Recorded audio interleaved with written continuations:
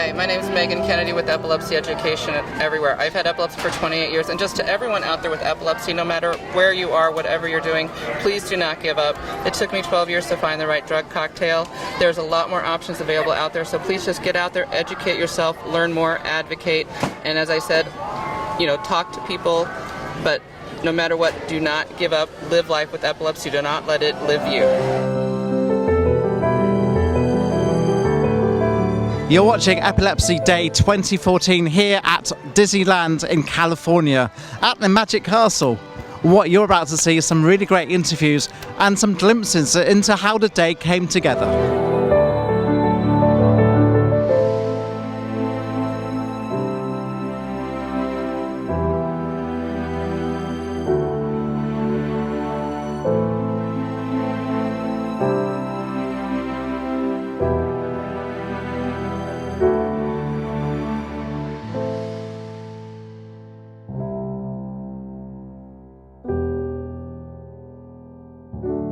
So, Gillian, tell me your epilepsy story. How have you handled your seizures? Have you found any? Has people given you any discrimination from it? I've lost a lot of my friends.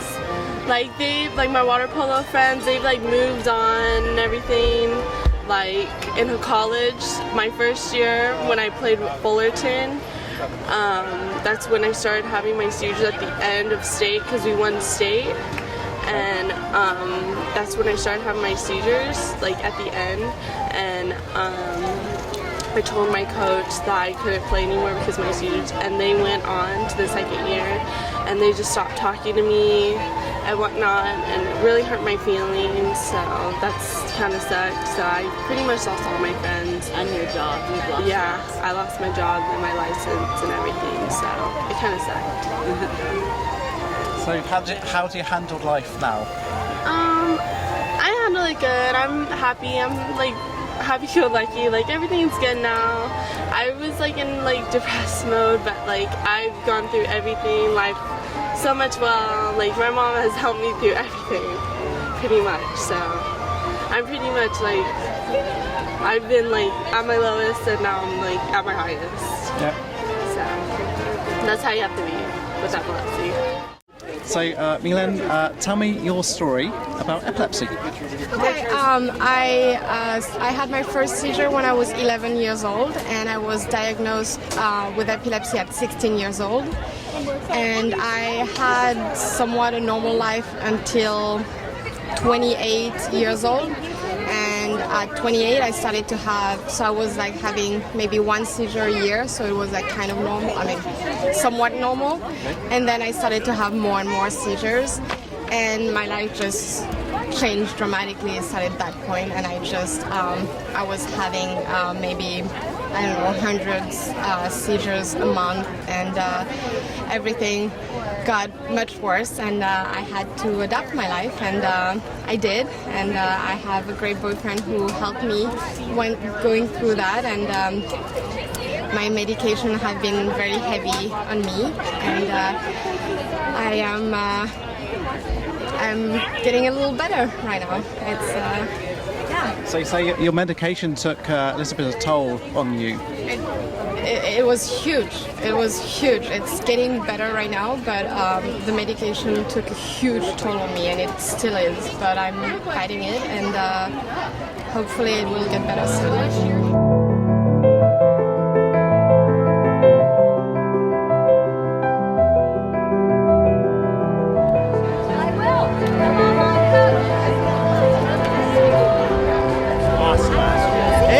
Doing okay? Yeah, I'm great.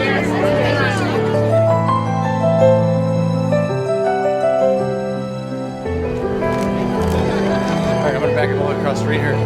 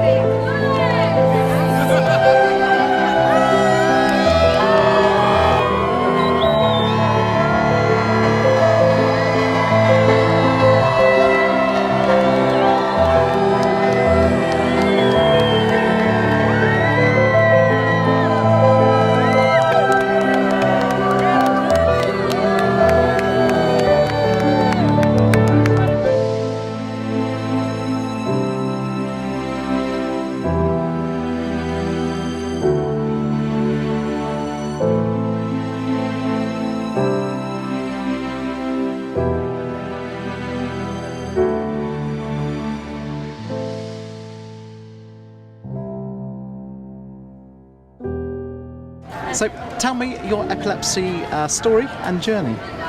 I've had epilepsy since I was 6 years old, and she started out with absent seizures, and about 11 years old turned into the grand mal seizures. She was on Depakote for quite a long time.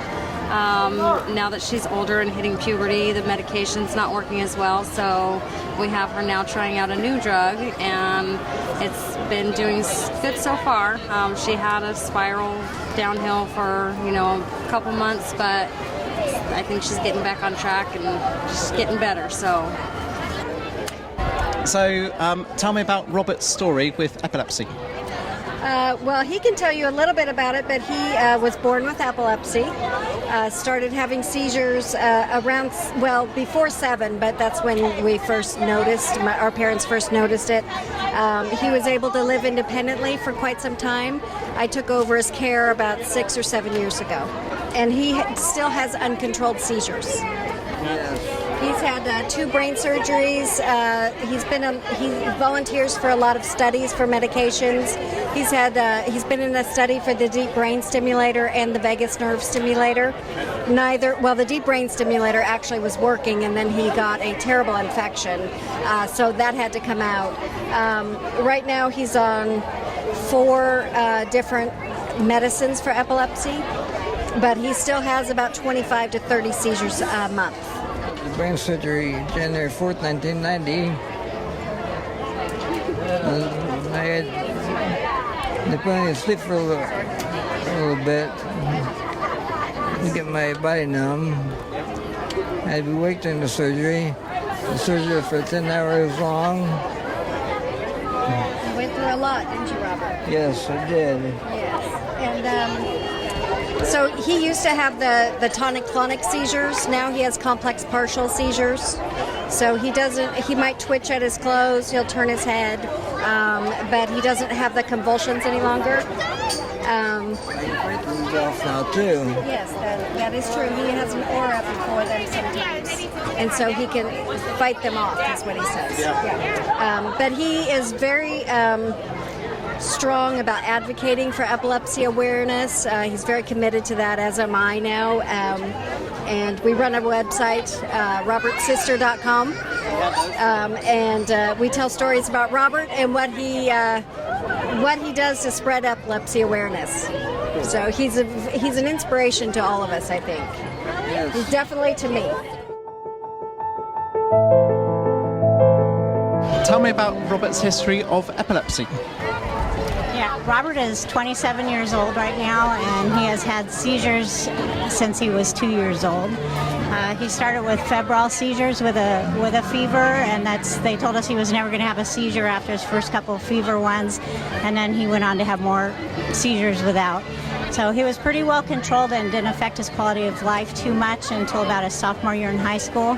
He actually was in a 99 percentile in SAT and math, and he played varsity soccer his freshman year in high school.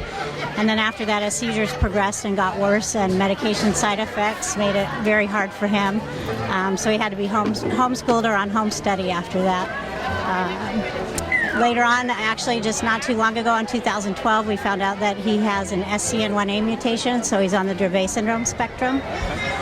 And so we pretty much just try to keep life, keep him happy, and we try to do things each day that, just keep living. So Robert he went to college for a semester, and then he started having status seizures, and after that he just couldn't keep up anymore. So now we do a lot of epilepsy awareness. And Tom, how are you? I'm doing well today, thank you. Yeah, this is a great event here at Disneyland. It's pretty amazing. The second year, and it seems like it's getting bigger and better. Pretty awe-inspiring, actually, to see all the purple. Tell me about Boomer. How did you get hold of Boomer, and why do you have Boomer? We thought about getting a seizure response dog for several years, but we were a little concerned with allergies in the family, and so we waited and we waited.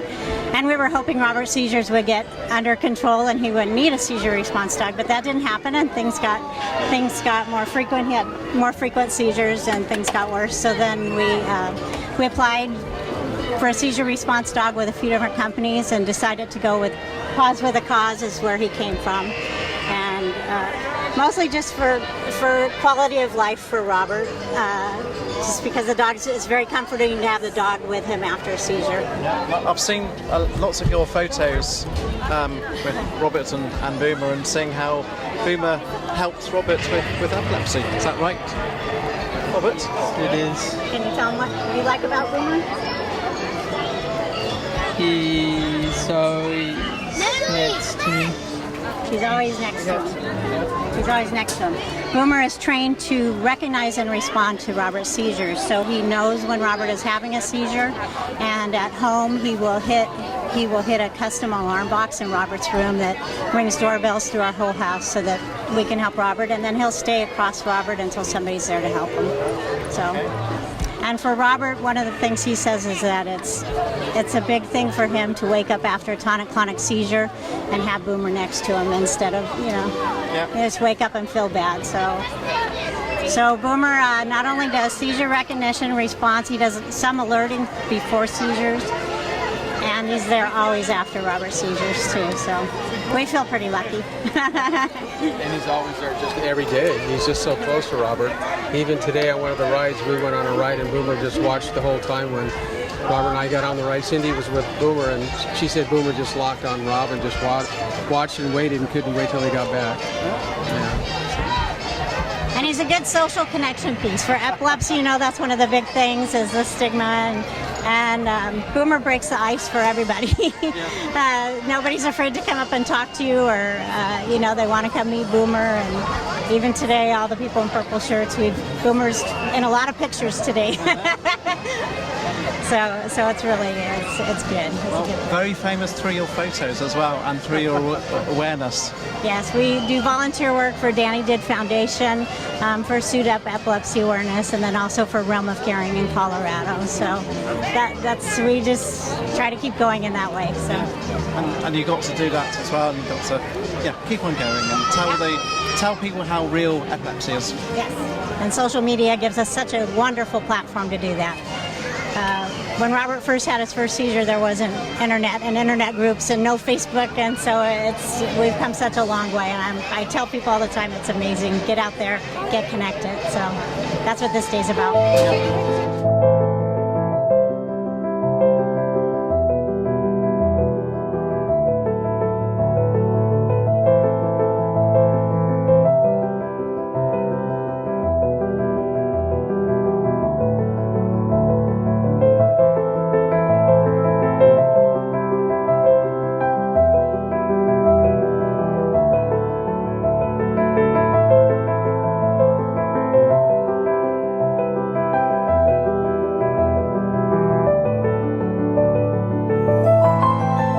Tell me your story of epilepsy. Well, my story started about 28 years ago. I was diagnosed with epilepsy as a freshman in college. My first known seizure I was actually on the phone with a friend. She was in Virginia, I was in Wisconsin, and she stayed with me the whole time but made me promise to go see the doctor the next day. It was actually 28 years ago this month that my journey with epilepsy started. Since then, I've been an advocate in many ways for many organizations and have founded Epilepsy Education Everywhere in the Inland Empire, filling a gap where there is no other epilepsy nonprofit. Well, my story, I'd say I could go into a little history thing, but for me, as much as epilepsy has been a tragic thing with the seizures and so forth and going through all kinds of medicines and such, it's also been somewhat of a blessing for me, really, because it's actually helped increase my own self-awareness functions in my brain. Because typically people don't think about, how they feel or how they're learning things or their own curiosities. We just typically brush that stuff aside.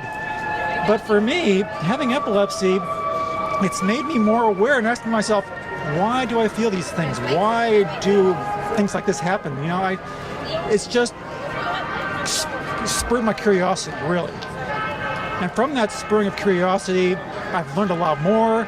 In fact, I even have my own doctors think that I'm a doctor, in fact. All right.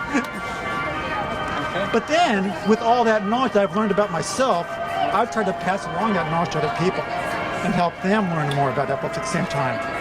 Great. And how did you know about Epilepsy Awareness Day 2013 from last year and 2014? Basically, just a matter of advocating, making connections, learning, meeting people throughout the community, and staying involved.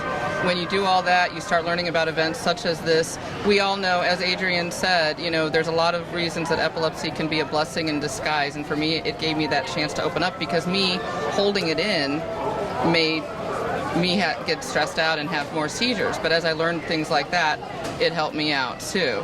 So everyone out there, there's always that blessing in disguise, no matter what you know it is. It's a matter of determining what it is for yourself. But things like Epilepsy Awareness Day, it's just a matter of staying in contact with people. That's how you learn about things like this.